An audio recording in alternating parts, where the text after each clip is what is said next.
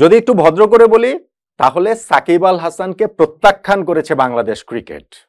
যদি চলতি ভাষায় আরেকটু চাঁচাছোলা হয়ে বলি তাহলে সাকিবের ব্যাপারে হাত ধুয়ে ফেলেছে বাংলাদেশ ক্রিকেট। বাংলাদেশ ক্রিকেট বলতে আমি শুধু বাংলাদেশ ক্রিকেট বোর্ডকে বোঝাচ্ছি না, ওভারঅল আমাদের ক্রিকেট ফ্র্যাটার্নিটিকেই বোঝাচ্ছি।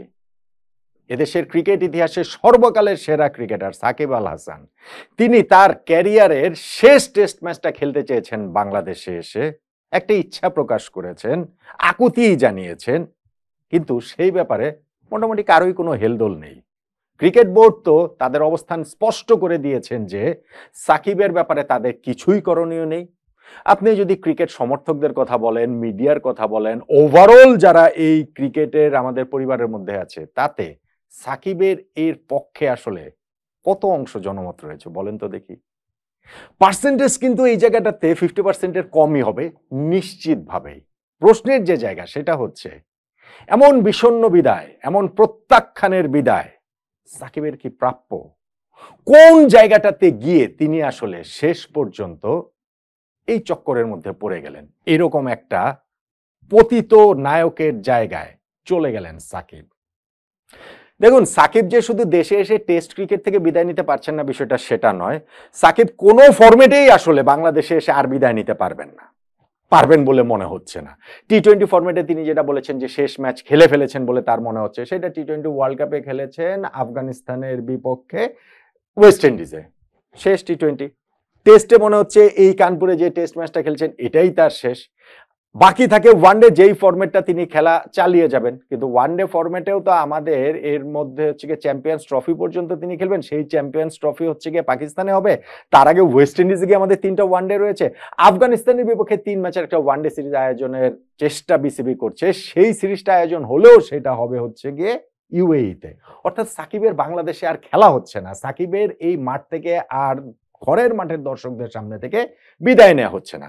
আমরা আমাদের ক্রিকেটারদের, আমাদের হিরোদের কেন বিদায় দিতে পারি না? নানান রকম কারণ সেই জায়গাটাতে রয়েছে, নানান রকম তত্ত্ব সেই জায়গাটাতে রয়েছে। সেখানে আমাদের ইতিহাসে সেরা ক্রিকেটার মাঠ থেকে, ঘরের মাঠ থেকে বিদায় নেয়ার এরকম একটা ইচ্ছা পোষণ করেছেন, কিন্তু তারপরও সেটা খুব একটা সম্ভব হবে বলে মনে হচ্ছে না। কেন? সাকিবের কুকীর্তির জন্য। দেখুন, সাকিবের ক্যারিয়ারটা কীর্তি এবং কুকীর্তি হাত ধরাধরি করে হেঁটেছে। সাকিবের মাঠের বাইরের যত রকম কুকীর্তি রয়েছে সেটা মাঠের কীর্তিতে তিনি মুছে ফেলেছেন। সাকিবকে একই সঙ্গে সবাই যেরকম ভালোবেসেছে, পাশাপাশি একটা প্রত্যাখ্যানের ব্যাপারও ছিল, কিন্তু ওই যে ভালোবাসার জোরটাই বেশি ছিল, কেননা মাঠের পারফরমেন্সের ওই জোরটা সাকিবের ছিল। এখন সেই পারফরমেন্সের জোরটা কমে গেছে বয়সের কারণে, সেই কারণেই কি সাকিবের এই অবস্থা? আমি আসলে সেটা মনে করি না। বাংলাদেশ ক্রিকেট বোর্ডের অবস্থানটা বোর্ড প্রেসিডেন্ট ফারুক আহমেদ একেবারে ক্লিয়ার করেছেন, কিন্তু আমার কাছে একটু বিভ্রান্তির একটা জায়গা রয়েছে।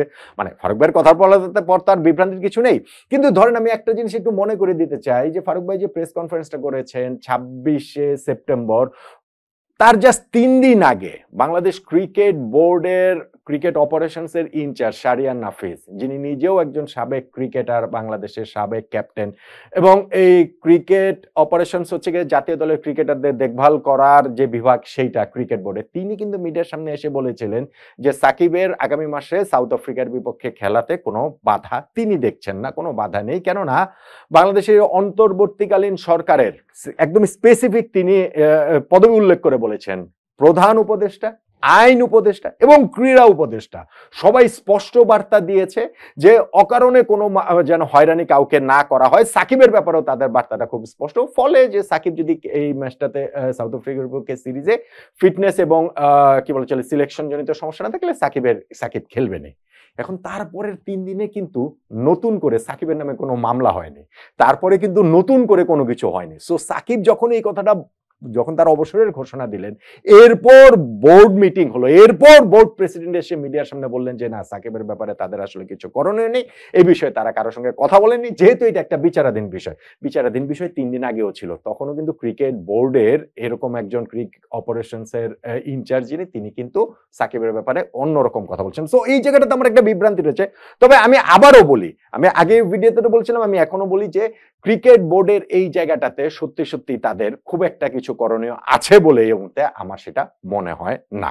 এখন প্রশ্নের যে জায়গাটা দিয়ে শুরু করেছিলাম যে সাকিব এই অবস্থাটা আসলে পড়ে গেলেন কিভাবে, তার ক্যারিয়ারে তো এরকম বিতর্কের অভাব নেই, কীর্তি কুকীর্তি হাত ধরাধরি করে হেঁটেছে, সবসময় শেষ পর্যন্ত গিয়ে কীর্তিরই জয় হয়েছে। আপনি একটা জিনিস একটু খেয়াল করে দেখুন তো, এই যে এই প্রেস কনফারেন্সে এসে নাজমুল আবেদিন ফাহিম, যিনি সাকিবের সেই ছোটবেলার ক্রিকেট গুরু, এখন তিনি ক্রিকেট বোর্ডের পরিচালক আছেন, তিনি বলছিলেন যে অবস্থাটা যদি সব ঠিকঠাক থাকতো তাহলেও হয়তো বা সাকিবের এরকম একটা সিদ্ধান্তই আসতো। অবসর সংক্রান্ত বিষয়ে তিনি বলছেন, আমি সেটা মনে করি না। আমার এটা মনে হয় না যে যদি অবস্থা নর্মাল থাকতো তাহলে সাকিব এরকম ভাবে ইন্ডিয়ার সঙ্গে টেস্ট সিরিজ খেলার 2 টেস্টের মাঝামাঝি সময় তিনি টেস্ট থেকে অবসরের ঘোষণা দিয়ে দিবেন, এরকম কাজ সাকিব করতেন বলে আমার মনে হয় না। অথবা আমি 3 মাস আগে শেষ টি20 খেলে ফেলেছি, এরকম কথা তিনি বলবেন বলে আমার কাছে সেটা মনে হয় না। এখনকার অবস্থার প্রেক্ষিতেই কিন্তু সেই জিনিসটা হয়ে গিয়েছে। সাকিবের এই পুরো জিনিসটা হয়েছে আসলে রাজনীতির কারণে।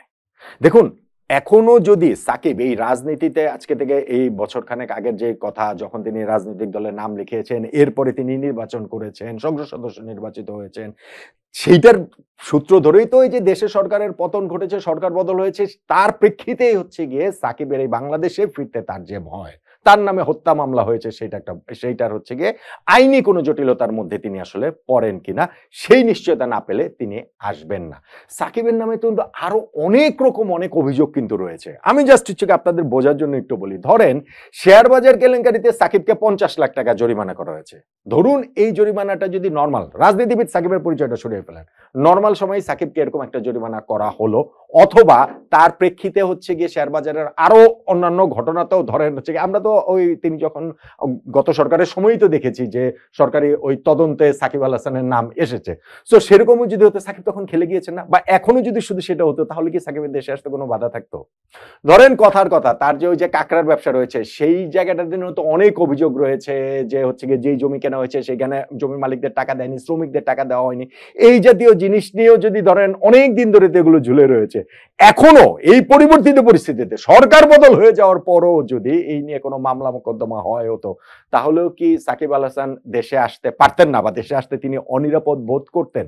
সাকিবের আরো যে স্বর্ণের যে ব্যবসা রয়েছে, অবৈধ স্বর্ণের যে ব্যবসা রয়েছে, বা আর অনেক অভিযোগ রয়েছে, আমি শুধু শুধু আর ওই সবগুলো রিপিট করছি না, কিন্তু আমি বলছি যে যত কিছুই রয়েছে সেই সবকিছু যদি থাকতো, শুধু যদি তিনি রাজনীতিতে নাম না লেখাতেন, তাহলে সাকিব আল হাসানের দেশে আসতেও কোনো বাধা থাকতো না, তাহলে সাকিব আল হাসানের দর্শকদের সামনে থেকে অবসর নিতেও কোনো বাধা থাকতো না, সাকিব আল হাসান সেক্ষেত্রে হয়তো বা এরকম একটা সিদ্ধান্তই আসলে নিতেন না। সাকিব অনেক বড় ক্রিকেটার, আমাদের ক্রিকেট ইতিহাসে সর্বকালের সেরা তো বটে, সেটা নিয়ে আলোচনার কোনো কিছুই নেই। আমি দেখছিলাম যে এই কানপুর টেস্ট শুরু হওয়ার আগে ওই ম্যাচের প্রিভিউতে আমাদের তামিম ইকবাল, যার সঙ্গে সাকিবের আবার একটা ব্যাপক দ্বন্দ্বের জায়গা রয়েছে, সেটা এখন বাংলাদেশ ক্রিকেটে তো এটা সবাই জানে। ইনফ্যাক্ট এই 26শে সেপ্টেম্বর তারিখটাকেও সামনে মানে আনা হয়েছে অনেকভাবেই, যে গত বছরে 26শে সেপ্টেম্বর 2023 সালে সেই দিন আমাদের ওয়ানডে বিশ্বকাপের দলটা ঘোষণা করা হয়েছিল এবং সেইখানটাতে তামিম ইকবাল ছিলেন না।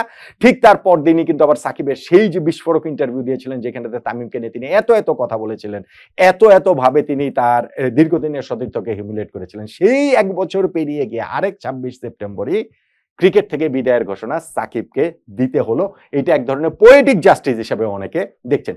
সেই তামিম ইকবাল কানপুর টেস্টের আগে যখন হচ্ছে গিয়ে একটা প্রিভিউ শোতে আলোচনা করছিলেন, আমি দেখছিলাম যে পার্থিব প্যাটেল বলছিলেন যে গত 20 বছরে টেস্ট ক্রিকেটে বিশ্বের সেরা 5 অলরাউন্ডারের একজন হচ্ছে গিয়ে সাকিব।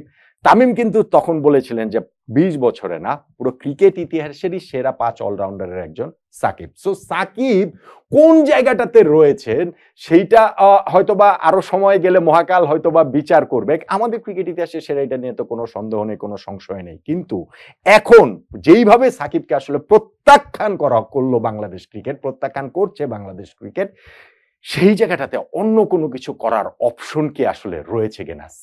সাকিবের সমর্থক, সাকিবের বাংলাদেশ ক্রিকেটে কন্ট্রিবিউশন সবকিছুর প্রতি হচ্ছে গিয়ে চূড়ান্ত রকম সম্মান, সমীহ, শ্রদ্ধা আমাদের সবারই রয়েছে। কিন্তু শেষ পর্যন্ত গিয়ে যখন এরকম একটা বিচারাধীন বিষয় সামনে চলে আসবে, এবং সামনে হয়তো আরো এরকম বিষয় সামনে চলে আসতে পারে, তখন ক্রিকেট বোর্ড আসলে এই দায়িত্বটা নিয়ে সাকিবকে এইখান থেকে যে ওই নিরাপত্তার গ্যারান্টি দিয়ে সাকিবকে এনে খেলিয়ে আবার দেশ থেকে বের করে দেওয়া, এইটা আসলে সত্যি ক্রিকেট বোর্ডের ক্ষমতার বাইরে বলে আমার কাছে মনে হয়। ক্রিকেট বোর্ড থেকে 3 দিনের মধ্যে 2 রকম কথা, যেটা বললাম ক্রিকঅফ ইনচার্জ শাহরিয়ার নাফিজ এবং তারপরে ক্রিকেট বোর্ড প্রেসিডেন্ট ফারুক আহমেদের কথার যে আলাদা সুর, সেইটা একটুখানি কানে বাজে, কিন্তু শেষ পর্যন্ত গিয়ে ফারুক ভাই যে কথাটা বলেছেন সেইটাই আসলে ঠিক।